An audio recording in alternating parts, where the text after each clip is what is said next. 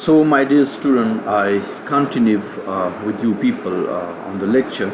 As I said, basically, I have started this article now so that you can have a better understanding of it. As we keep on saying things, that there are obviously certain issues, and concerns which are relevant to the use of literature in English language teaching, because both is a foreign language and a second language. And let me clear, a foreign language teaching mostly where English is understand to be a subject of language, and it should be used there, while second language means English is a second language, which in foreign language teaching English is only understand is a subject, all right, while second language teaching, it means that it has to be used for communication outside the classroom as well, right? So similarly, obviously, this is very indeed difficult, and many scholars, subject and teachers, and even sometimes many literary text works are integrated in English teaching, such as song, such as poem and short story, because literary texts, remember that literary texts, they have become the part of teaching, because literary texts are works, because they why are they integrated, why are they made part actually of English teaching? Because sometime in the shape of songs, sometime in the shape of poem, and sometime even short story. Because remember, my dear students, remember why they are the part actually of any literature. Because remember, because the answer is because literary texts, they do what? They provide much. Remember, they provide what? Much aesthetic, all right, aesthetic, intellectual and emotional pleasure to the students, right?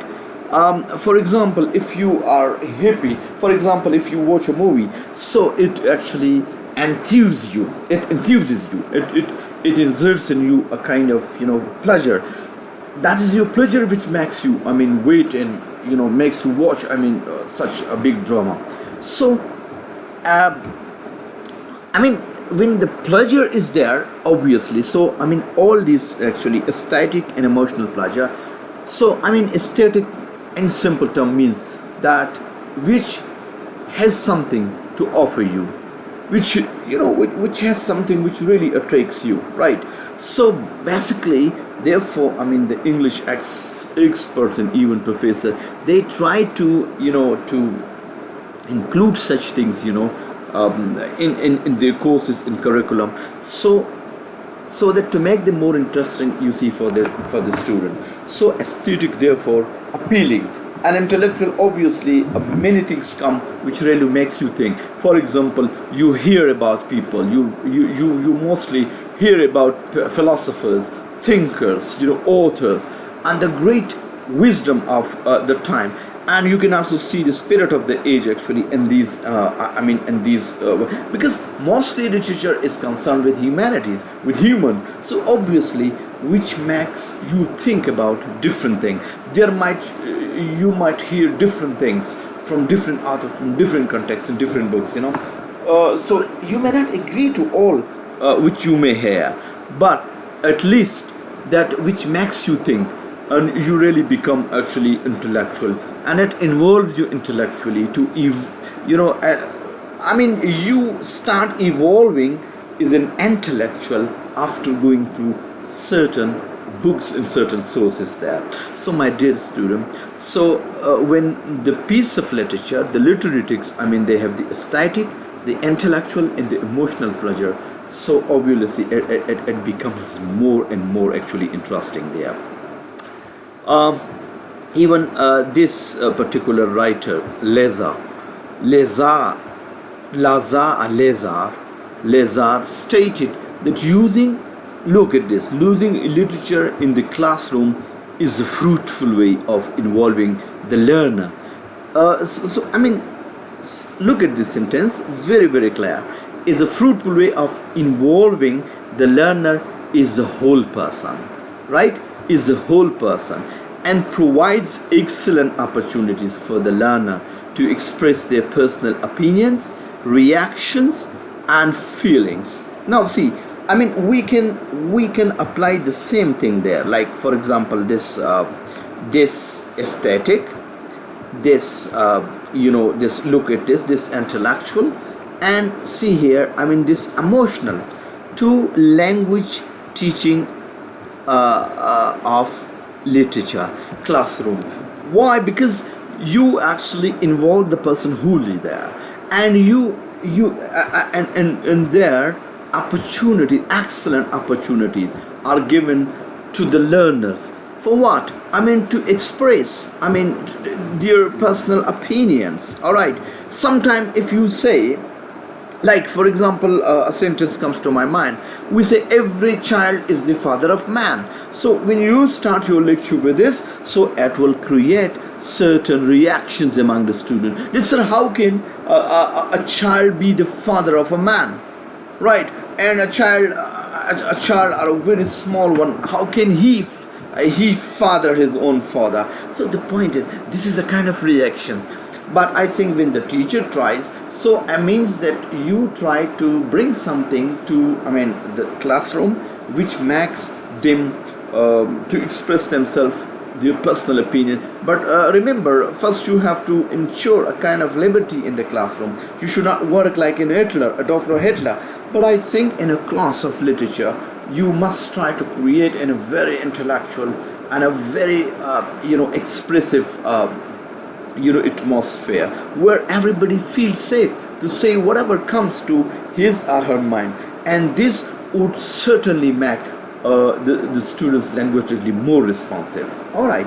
So see, I mean, very good point this Lazar has actually raised here. In the same way, Raymond 2009, he says that literature serves to enhance students. Remember, you have to quote these people in order to strengthen your language and to endorse. I mean, this great scholar, and being scholar, you should try to endorse them. Raymond, he says that what do they literature? How literature serves to enhance a student's language competence. Because when, I mean, if something is brought to the classroom, right? Something is brought to the classroom, and your say is recorded, your say is evaluated, and you are actually given a chance. So obviously, this will satisfy your inner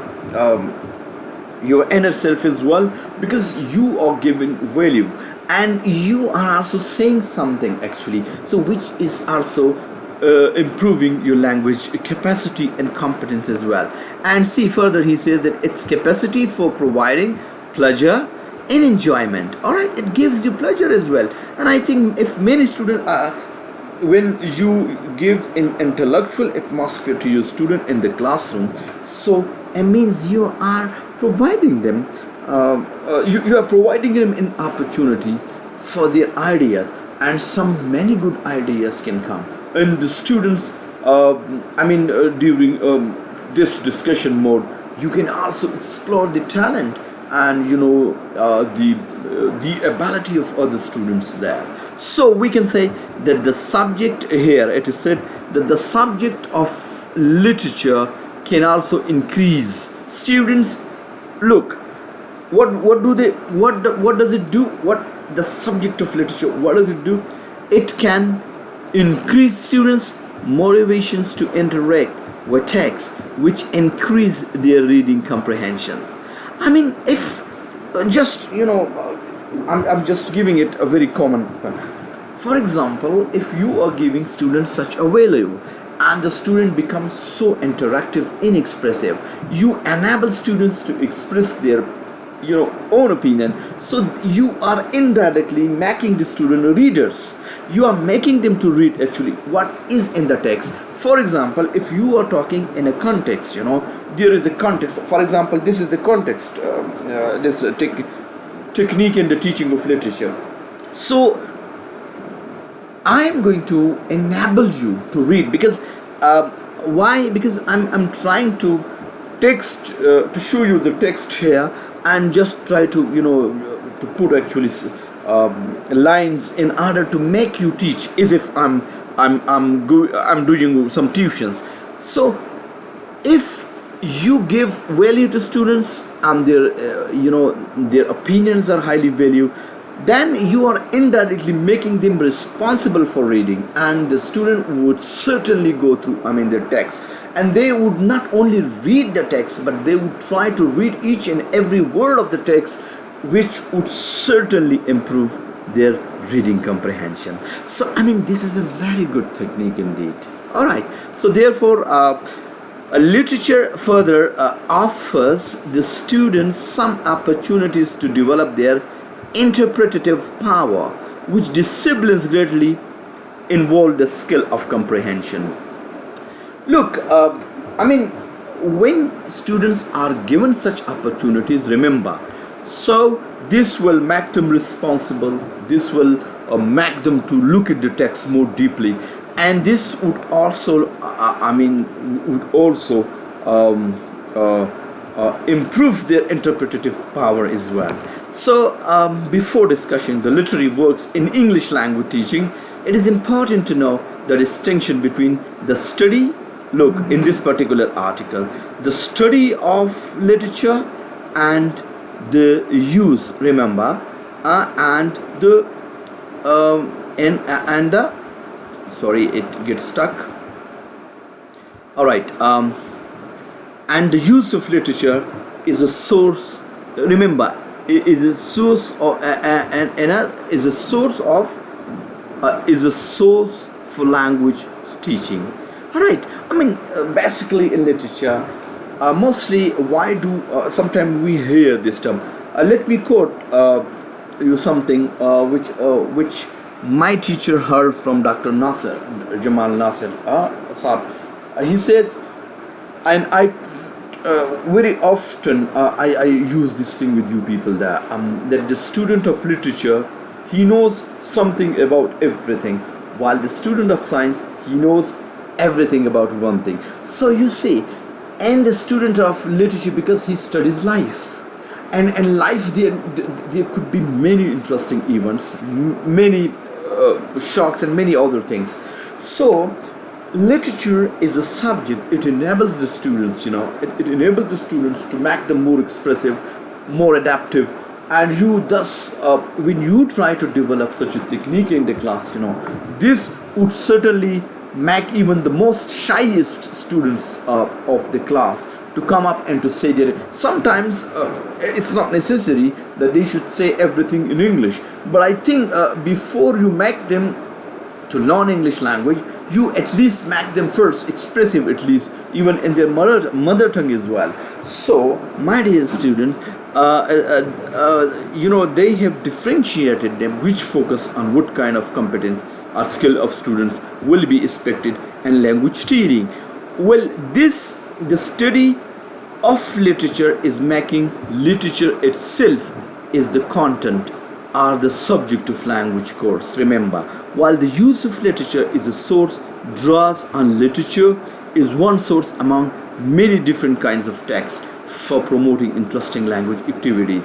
Your every lesson, your every poem, your every drama, it can develop a lot many activities there, you see, in the classroom. And remember here, this is very, very important, my dear student. You must remember this, and you have to code it actually. All right, the study of literature, basically you are being told actually, and you have to link it actually in the language classroom there. The study of literature aims at developing what aims at developing what? Literary competence. Means literary competence that you are going to understand. It enables you to understand any literary piece given to you people. It gives you understanding of that literary. You becomes master in that, all right, of the student. While the use of literature may, see here, the study of literature aims at developing literary competence of the students. it develops in them the understanding and literariness of any text, while the use of literature may not aim to develop literary competence of the student, but it is possible that the students will begin to acquire that competence through their exposure to the literary text. So the use of literature, if you are exposed to it, so you can understand and you can be more be you can understand and adopt yourself whatever actually touches you. But first, if you understand the literary the literary competence first, the use of literature helps students remember. Now what does literature does? It actually to sensitize the students. All right, so you see that student of literature is more sensitive. It's a generic term. It's not like we cannot strictly say that the student of literature are sensitive and the science are not. But at least you study life, you study feelings, you look pictures, you look lives, and students literacy discourses develop in readers a lifelong interest in and appreciation, and develop students awareness of language use. And this awareness, remember, spurts their effective and experiential achievement that will motivate them to read on. For example, effective means, my dear student, which appeals to the feelings, right? And experiential, obviously, you also experience something. For example, if you read the story, you are getting wisdom, and in fact you're getting practical wisdom, through looking at different people's life. Sometimes if you look at Shakespeare, dramas. So once a Japanese was asked about Hamlet, what do you think about Hamlet? He said, Hamlet, every Japanese is Hamlet, because there was universality in the character of Hamlet. We do experience the same thing there. So my dear student, so as you look at that, so obviously it does. I'm going to finish this part and then I'll continue it. So obviously in teaching literature, the objective of teaching held important role. You must try to have a certain objective. Unfortunately, nowadays in modern times, every lessons have their outcomes and research objective, but unfortunately we are not fulfilling them, and that's why we are suffering. All right, so the successful of the teaching is measured for how far the objective of teaching can be reached and teaching learning process. I think to get the objective fulfilled, the teachers, they must try to implement certain methods. Techniques and strategies, approaches and procedure are choose the effective and appropriate ways in their teaching. What it means to say, a good teacher is the one try to put certain objectives at the back of mind. You see, in now modern days, but unfortunately in public sector university, these things are not followed. So for the private sector is concerned, they are trying to make their teachers and faculty members to come up with the written lesson plans, and they try to put certain outcomes, and by the end of lecture, they look at actually how the outcomes have been fulfilled. So anyhow, so every teacher that he should have, and then by the end of that particular lecture, he has to understand. And for this, he makes use of methods in order to put and instill things. For example, the appropriate methods, approaches and techniques for teaching prose, poetry and drama enable students to increase their competence both in language, remember, and in literature. It all depends actually on a teacher. How does a teacher engage you? How does he treat you there in that particular classroom? And I think if he treats you in a most polite way, and you engage yourself with the text, and you become too much interpretative, and you become too much interactive, so you are nearing actually to achieve the fulfillment of the objective, which should be the ultimate aim and outcome of that particular lesson. And obviously Such techniques and such methodology, they are the need of the hour, and they have to be actually adopted by the teacher. So here and only this paper, that it is going to basically talk about actually group discussion technique here. All right, small group technique, which is the focus of this article. So that I'll be trying just to show you that. So then the next topic, that is actually next topic, that is teaching literature. I'm coming to that. This is more going closer to your course content. Don't go anywhere, my dear student. Stay tuned. Thank you very much.